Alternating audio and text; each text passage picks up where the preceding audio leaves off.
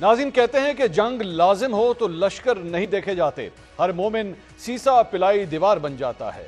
دنیا کی بہترین ٹیکنالوجی اور تعداد کے اعتبار سے بڑی فوج کے زوم نے بھارت کو شکست کی ایسی گہری کھائی میں دھکیل دیا ہے جہاں سے نکلنے میں شاید اسے برسوں لگ جائیں۔ کڑواہٹ سے بھرپور بھارتی فوج کے لہجے اب منمناتے ہوئے اپنی قوم کو وضاحت دینے پر مجبور ہو گئے ہیں۔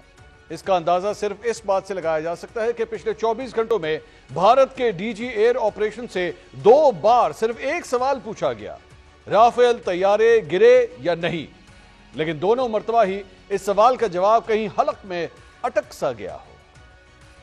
Sir, can you give a number of assets we lost, because there's been a lot of speculation going on, international media writing a lot of things about our platforms, including Rafale. I mean, Pakistan claiming that Rafale has been downed, etc. Can you put that questions to rest and clarify on that? We are in a combat scenario, and losses are a part of combat. As for the details, what could have been, how many numbers, which platform did we lose, at this time, I would not like to comment on that, and if I comment on anything, it will only be advantage adversary. So we don't want to give him any advantage at this stage. اس لڑائی کے details ابھی ہم share نہیں کر سکتے ہیں، کتنے جہاز تھے، کس طرح کی لڑائی ہوئی.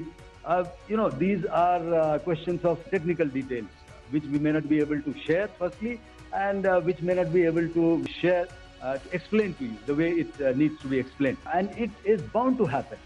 ناظرین پلوامہ میں MiG 21 گرا تو بھارت نے رافیل طیاروں کی خواہش کا اظہار کیا تھا۔ اب جہاں رافیل زمین بوس ہوئے تو وہیں را بھی بری طرح فیل ہو گئی۔ پاکستان کے بھارت پر صرف ایک حملے نے سب کچھ بدل کر رکھ دیا۔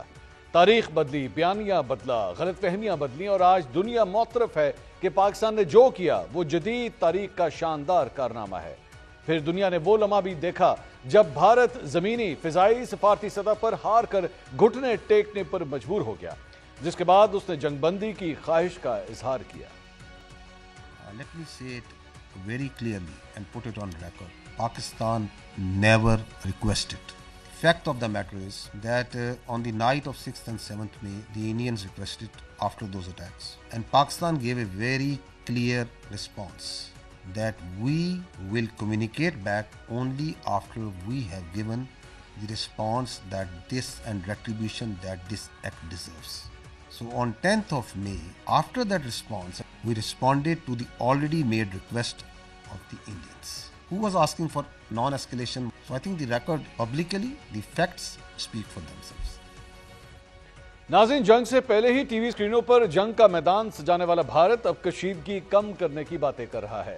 تاریخی ناکامی کی ہزیمت سے دوچار بھارتی وزیر اعظم کو اپوزیشن جماعتیں بھی آڑے ہاتھوں لے رہی ہیں۔ مقبوضہ کشمیر کے کٹ پتلی وزیر اعلیٰ بھی اب اس بات کا اعتراف کر رہے ہیں کہ جنگ کی وجہ سے پاکستان کشمیر کو عالمی سطح پر اٹھانے میں کامیاب ہو گیا ہے۔ Pakistan has, by design, unfortunately again managed to internationalize the question of Jammu and Kashmir. The US seems to be keen to inject itself in the role of a moderator, interlocutor, whatever word you want to use for it. جب نام نریندر ہوگا تو کام تو پھر surrender کرنا ہی ہوگا۔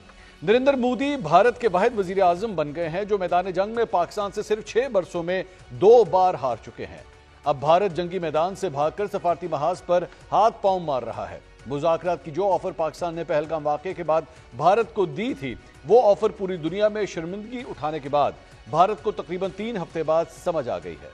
ناظرین جنگی ماحول سے نکلنے کے بعد پاکستان اور بھارت مذاکرات کی میز پر کن آپشنز پر غور کر سکتے ہیں، اس حوالے سے آج ہم 7 سوال پوچھتے ہیں۔ سوال نمبر 1، بڑی معیشت، بڑی فوج، نام نہاد بڑی جمہوریت کا دعوے دار بھارت جنگ کے بعد سفارتی محاذ پر بھی بری طرح فیل ہو گیا۔ بھارت اب اپنی خارجی محاذ پر ناکامی کا الزام بھی پاکستان پر لگائے گا۔